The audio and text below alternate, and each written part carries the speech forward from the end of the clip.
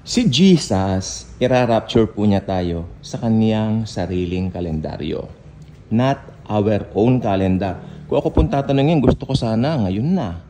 Kasi akalain nyo, pag nirapture tayo ni Jesus, makikita na natin siya ng mukhaan, wala na yung mga problema natin, yung mga kakaharapin natin, hindi ba? Kung tutusin lang po, ilang beses kong kinukulit si Lord, minsan naliligo ko, Jesus, hinihintay na kita. Oh, yan na. Di ba? Oh, maski mga kamag-anak kong mga born again, sana rapture na. Yung isang kamag-anak ko, medyo alanganin siya sa niya, doon sa finances niya. Sana mag-rapture na para matapos na yung problema ko sa pera. Ganun po ba ang tamang pananaw? Hindi po. We are longing for the rapture because we love to see Jesus face to face. Nawi, meron tayong tamang motibo. Hindi yung gusto lang natin makatakas. Pero alam ninyo, ang rapture, binabanggit din siyang Great Escape. Oo, The Great Escape. Yan po ang tawag. Yan ang, hindi ba napanood niyo yung kay Clint Eastwood, yung Escape from Alcatraz? Nahirapan sila doon how to get away doon sa kulungan na yan na Alcatraz. Nung napunta po ang akin pong mother at father sa Amerika, sila po ay nadalaw doon, no? Dinala sila ng tour doon sa Alcatraz, no? Sabi niya, totoo pala yun, may ganun palang lugar doon na parang, wow, talagang mahirap tumakas. Ganun din po tayo. Habang wala pa si Jesus, talagang dito, sa mundong ito, hindi ka naman makakatakas sa mga problema mo. Mga kabagabagan mo, mga hilahil mo. Laging mayroon. Kaya minsan, pag Kristiyano ka, bakit ganito, Panginoon? Sana mag-rapture na. Talaga pong naiintindihan ko po kayo. Ganyan po ako. Pero alam ninyo, along the way, sana magkaroon tayo ng tamang motibo. Ako, ang ko lang po sa inyo, sana tama po yung motibo ninyo sa pananabik natin sa rapture. Ito yung makasama na natin si Jesus forever. Si Jesus lang sana ang dahilan natin ba't gusto natin mag-rapture. Hindi makatakas or something. Now, may we have the right motive. Ako, kinukorek ko rin sarili ko dyan. Lord, okay Lord, kung talagang nandito pa talaga yung Panginoon ako, talagang araw-araw may mga kakaharapin pa rin na hindi kaaya-aya sa buhay.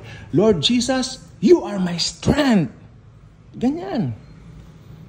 Gabayan mo ko, yakapin mo ko, Panginoon. Dahil Lord, hindi ko kayang nag-iisa. Di ba? Pero Lord, alam ko, mananagumpay na ako.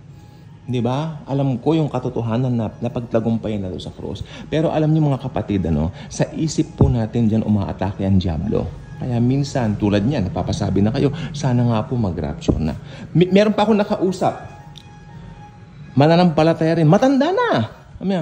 Alam mo, iho, kaya sa akin.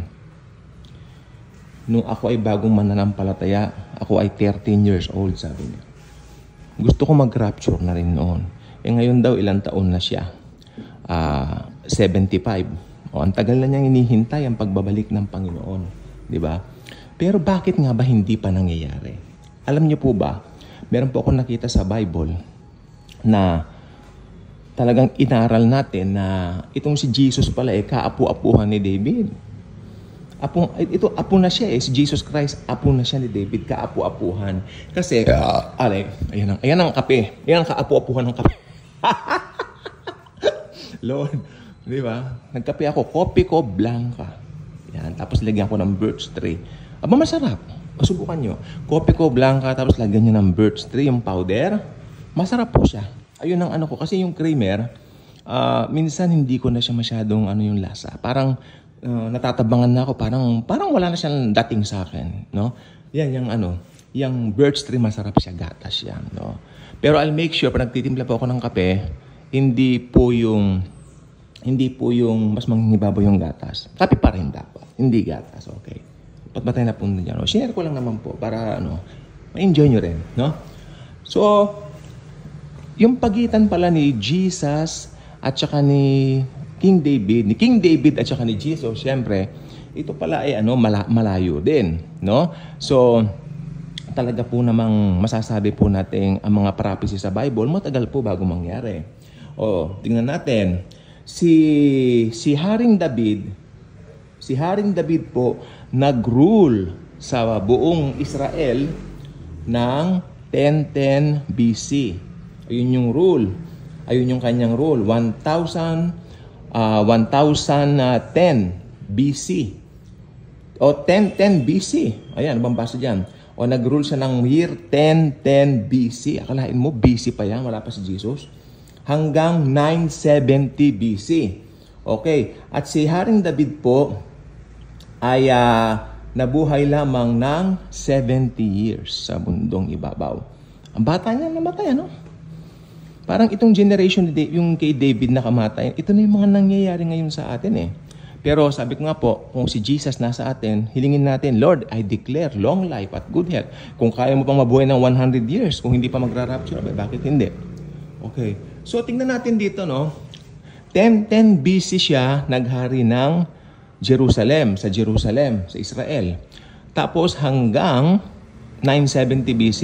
Tapos si King David po namatay 70 years old. Ngayon ang Panginoong Hesukristo naman, si Jesus, siya po ay pinanganak ng 4 BC. Wow! Ang layo, oh! Nangangahulugan nito na, okay, this means that there may have been just over 1,000 years. Wikipedia po ito, ha? Google. Ha? Just over 1,000 years. Kasi ang natutunan ko po dati, nung ako po ay nag-aaral nito, ang sabi ng pastor dati, 1,000 years ang pagitan ni David kay Jesus. Pero lumalabas dito, mahigit 1,000 years. Over 1,000 years between King David and the Lord Jesus. Pero, alam po ba ninyo, sa paghihintay nila sa papanganak na baby na Messiah, nainip na po sila eh. Kaya nung dumating na po yung pagdating ni Jesus, hindi na siya pinansin. Hindi nila alam na tupad na. Nandiyan na pala siya, pinanganak na pala sa sabsaban. Di ba nang pinanganak si Jesus, busy ang buong Israel dahil merong census, no? Na pinagawa ang Caesar. So, punong-puno ang mga motel, ang mga hotel sa Jerusalem. So, isa po doon, sa couple na doon, si Joseph at si Mary. Nasa sinapupunan ni Maria ang Panginoong Jesus, hindi pa pinapanganak. Pero lumobong-lumobo ng tiyan ni Mary, Ayun po yun. Hindi na nila pinansin dahil alain nyo, ang tagal, mahigit 1,000 years noong pa lang. Noong panahon pa lang kasi ni David, may hinihintay na sila na tagapagligtas. Pero ang tagal. Pero nung dumating na si Jesus, after mahigit 1,000 years, hindi ba? Parang hindi na nila pinansin. Kasi yung pagitan po ng Malakay at saka ng Mateo, ito po ay pagitan ng 430 years. Oo. So, mahaba po yon. Yun po, silent years na yon. Bago dumating si Jesus, wala nang mga propeta, wala nang nangangaral, tinamad na sila. Dahil, tingnan nyo ha, ang nangyari po sa Israel, kinubgob sila, sinakop sila, nawalan na sila ang tiwala rin sa Diyos. Na may darating pa nga. Diba? Na tagapagligtas. Pero, doon sa hindi nila inaasahan, pagkatapos ng 430 years ng silent years na yan, diba? Mula Malakay, hanggang New Testament ang Matthew, hindi nila pinapansin na ang Biblia, hindi na sila nagdadasal, hindi na nagpre-pray, pray, dasal, pareho din. Nga pala. Okay, hindi na sila excited doon sa darating na tagapagligtas. Nung hindi na sila excited, tahimik na ang lahat, doon dumating si Jesus. Pinanganak sa sabsaban. Thank you, Jesus, for that. Ganun po. Pero, anong point dito? Dumating pa rin siya. Hindi doon sa inaasahan ng mga tao, hindi doon sa kalendaryo ng mga tao, doon sa kalendaryo ni Jesus.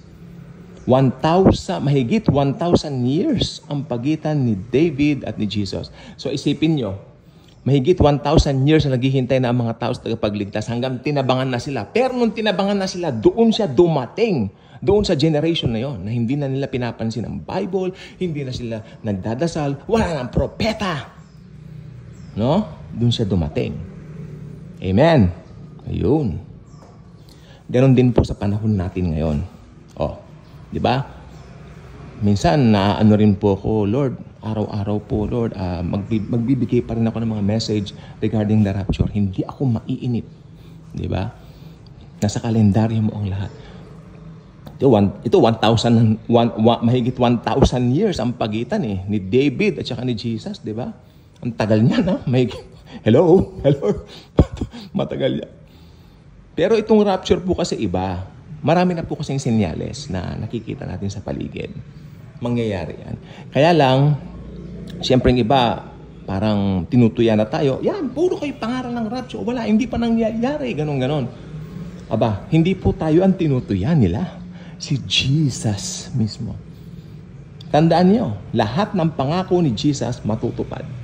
Pag sinabi niyan, ira-rapture tayo. Halimbawa, nagsisipilyo ka ng may Colgate ka, naglagay ka na ng Colgate sa sipilyo mo. Hindi mo na may lalagay yung sa ngipin mo kasi bumagsak na yung sipilyo mo kasi ni-rapture ka na. Oh, di ba? Halimbawa, sasakay ka ng MRT. Tapos papasok ka pa doon sa, anong tawag doon? Pinto ng MRT. Tapos, hindi ka pa man nakakapasok doon, nawala ka ng bigla. Naiwan doon yung short, yung pantalon mo, lahat, naiwan. Kasi hindi po papasok yan sa Hindi pwede yan sa Kasi yan tangible yan Rapture lang, glorified body ka na Kinuha ka na ni Jesus. Mangyayari po yan. Tandaan nyo, 1,000 years mahigit ang pagitan ni David at ni Jesus, pero natupad pa rin. Ngayon din po, maski matagal ay naghihintay, patuloy tayo mag-preach ng rapture na araw-araw nating i-preach ang rapture. Dahil tulad ng yan, 1,000 years mahigit ang pagitan ni David at ni Jesus, natupad, matutupad din po ang rapture. Ngayon na sanang 2024. Bye-bye.